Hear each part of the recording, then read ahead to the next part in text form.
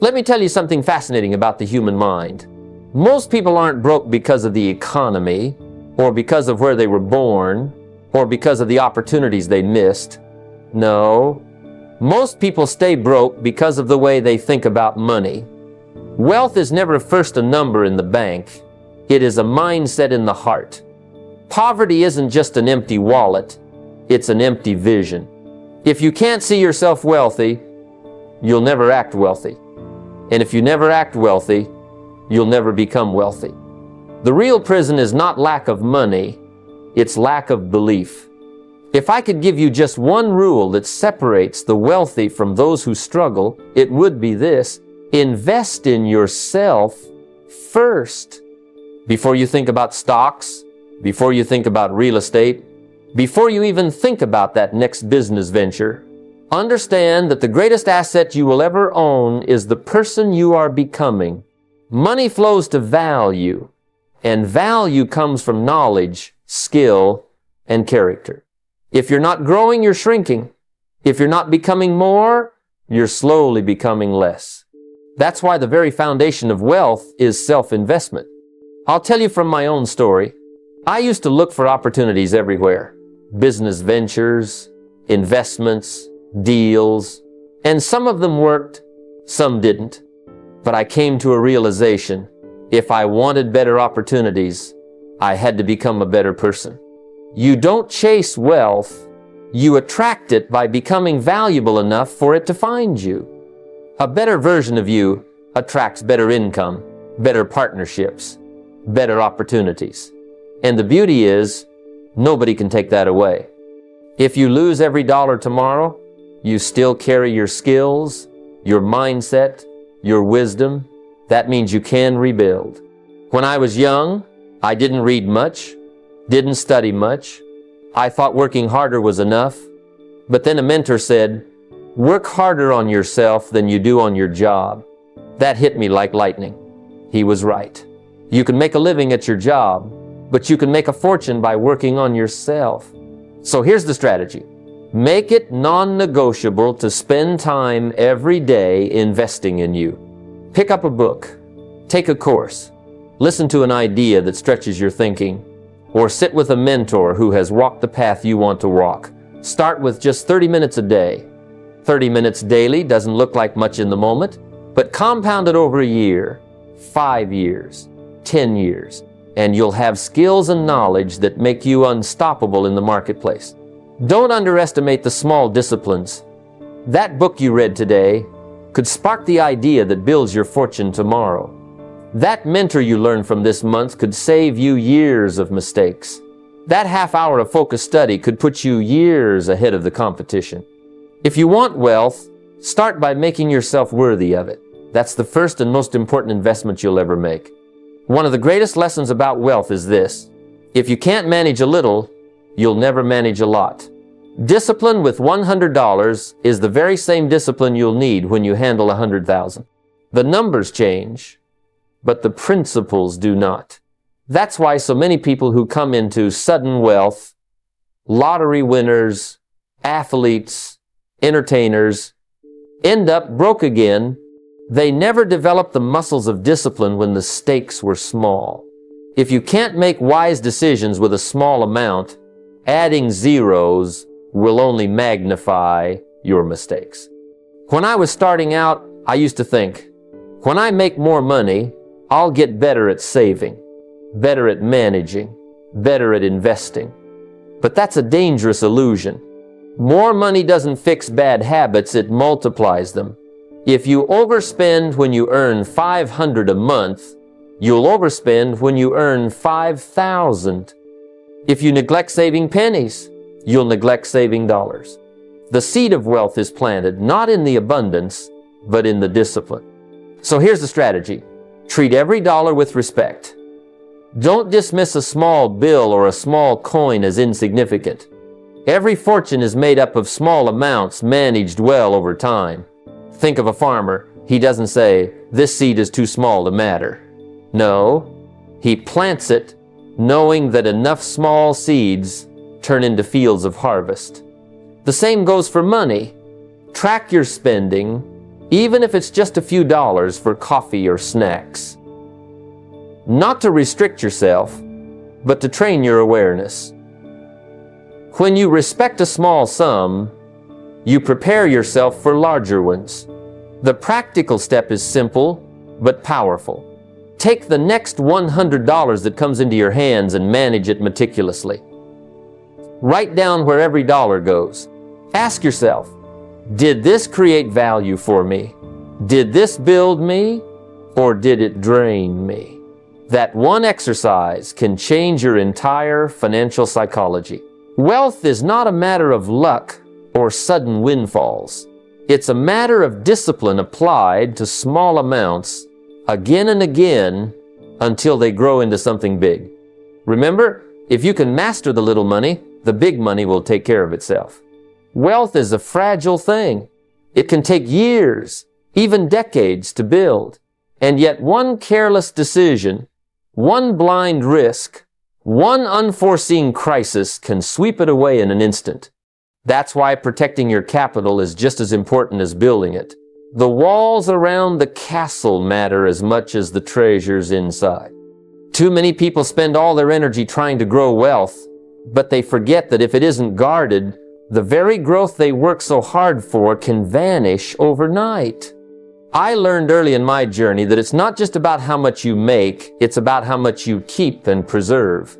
You can accumulate assets, but if they're not structured wisely, if they're not insured properly, or if they're exposed to unnecessary risks, you might find yourself back at zero, starting again from scratch.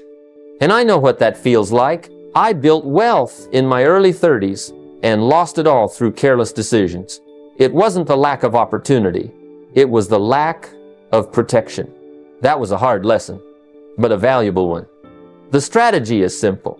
Think defense as well as offense. Yes, you want to grow. Yes, you want to multiply. But you must also shield what you've built. That means understanding risk before you invest, having insurance that safeguards your health, your family, and your assets, and using legal structures that separate personal and business liabilities. The wealthy don't leave things to chance. They plan, they protect, they prepare. It's not fear, it's wisdom. Here's a practical step you can take immediately. Schedule a meeting this month with a financial advisor, an insurance professional, or someone who understands risk management. Review your current protections. Ask yourself, if disaster struck tomorrow, would my family be secure? Would my assets survive? Would my wealth continue to grow? If the answer is no, you know where the gaps are. Wealth building isn't just about expansion, it's also about preservation. Remember, a single hole can sink the ship, no matter how magnificent the vessel. Protect your capital, and you protect your future.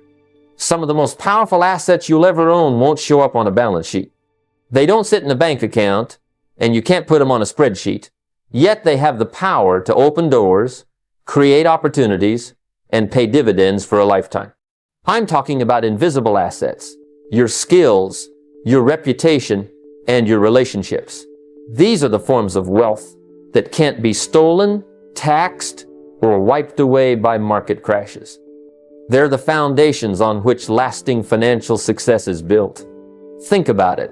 Skills are invisible wealth. Once you master a high-value skill, it goes with you everywhere. No one can repossess it, and no one can take it away. That's why I often tell people, don't just chase money, chase mastery. When I first committed myself to learning communication, sales, and leadership, I didn't see the immediate payoff. But in time, those invisible skills multiplied my income in ways I never could have imagined. The marketplace pays for value, and skills are what make you valuable. Then there's reputation. Your name is worth more than gold when people can trust it. A strong reputation draws opportunities to you like a magnet. I've seen doors open not because of what was in my pocket, but because of the credibility I had built over time. One broken promise, one careless action, and your reputation can crumble. But with consistent integrity, honesty, and reliability, your reputation becomes an invisible asset that compounds forever. And let's not forget relationships. The right network is worth more than the biggest paycheck. You've heard the saying, your network is your net worth, and it's true. Relationships with mentors, peers, and like-minded people provide leverage you can't create alone. Often it's not just what you know, but who you know that multiplies your opportunities. So here's a practical step. Choose one invisible asset to focus on this month. Maybe it's sharpening a skill, maybe it's repairing or deepening a relationship, or maybe it's taking one action to strengthen your reputation. Money may come and go, but invisible assets stay with you. They're the wealth that follows you everywhere. One of the greatest paradoxes of wealth is that the more you give, the more you seem to have. Now that may sound backwards to some people. They say, I'll give when I have plenty. But the truth is, if you're not generous with a little, you won't be generous with a lot. Wealth multiplies when it flows, not when it's hoarded.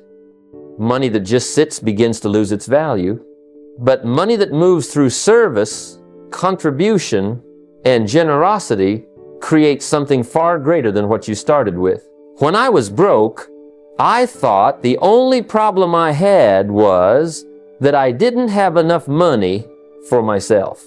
The idea of giving seemed almost impossible, but I learned something powerful.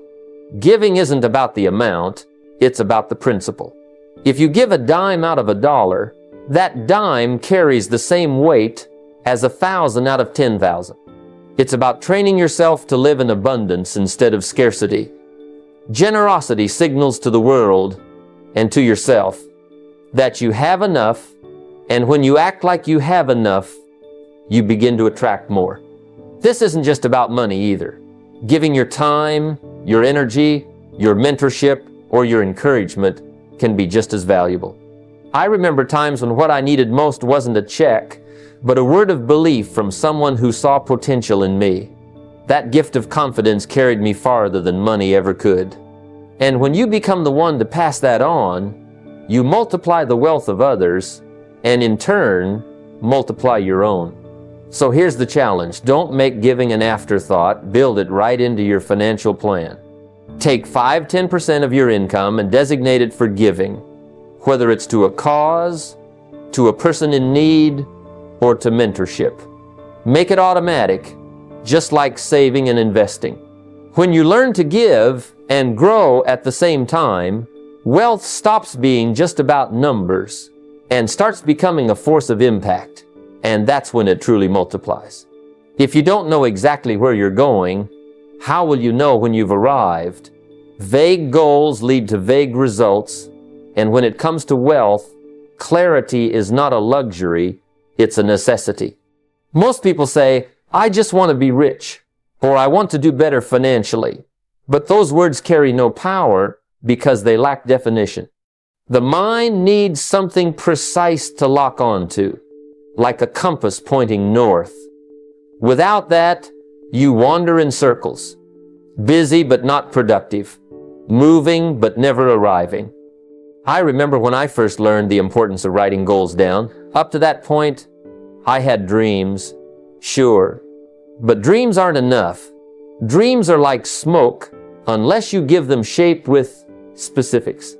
When I sat down and wrote out exactly how much I wanted to earn in 1 year, in 5 years, and in 10 years, something powerful happened. Suddenly, every decision had a standard to measure against.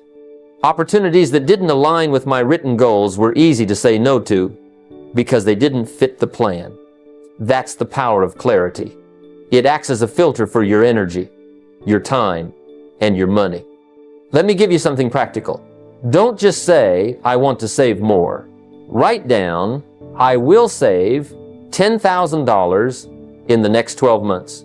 Don't just say, I want to invest someday. Write down, I will invest $500 a month for the next 5 years. Specifics create focus, and focus creates progress. And here's the key: review those goals weekly. Don't just write them once and forget about them. Keep them in front of you. When you look at them regularly, you train your mind to seek the actions, people, and opportunities that move you closer to what you've declared. Wealth doesn't happen by accident.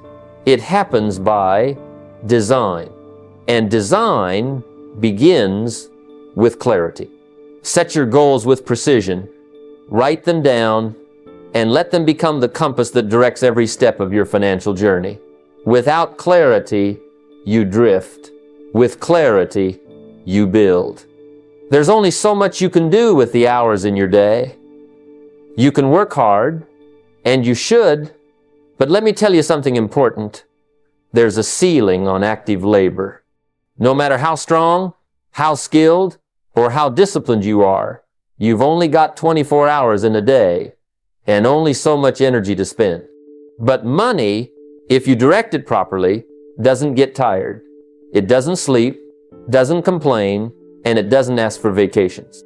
Money can work around the clock, 24 hours a day, 7 days a week, if you put it to work wisely. I remember when I first realized this truth.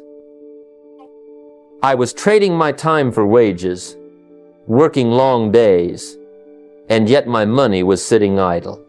That's when it struck me. If money can earn while I'm resting, I could multiply my efforts without multiplying my exhaustion. The wealthiest people aren't the ones who work the hardest with their hands. They're the ones who've learned how to make their money labor harder than they do. That's the shift you've got to make if you want freedom. Here's the strategy. Don't just save money. Saving is important, yes, but savings alone won't build freedom. Money in a jar won't multiply. It just sits there, shrinking quietly with inflation. You must direct it into income-generating assets. Stocks that pay dividends, real estate that pays rent, businesses that return profits. Those are the vehicles where money starts to work harder than you ever could.